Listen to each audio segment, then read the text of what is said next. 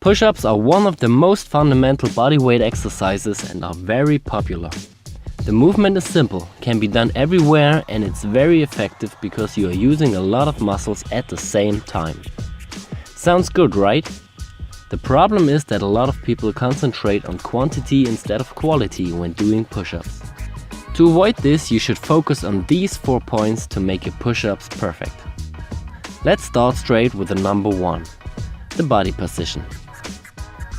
A push-up is not only a triceps, chest and shoulder movement. Most people neglect their tension in the abdominal muscles, the hips and the legs.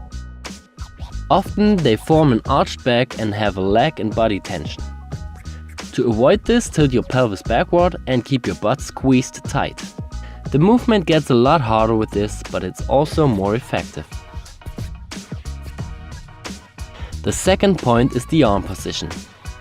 The arm position doesn't really matter in terms of the perfect execution. A perfect push-up can be done with a wide or a narrow grip, but it's important to place your wrists in a nearly vertical line under your shoulder when you do the standard push-up.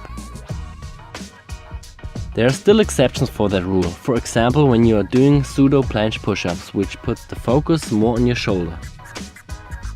Or when you're doing sphinx push-ups, which are a triceps dominant movement. If you are working with standard push-ups and choose a wider grip, it involves the chest more than a close grip, and a close grip sets the focus more on your triceps. The only thing you should avoid completely are out-flared elbows, because this puts a lot of stress on your shoulder, which can lead to injuries. The closer you place your arms to the body, the more your elbows point backwards. The wider you place your arms, the more your elbows going away from your body, but they still point more backwards than to the side. The third point is the range of motion. This is quite simple, just don't cheat. Go all the way up and all the way down and let your body straight.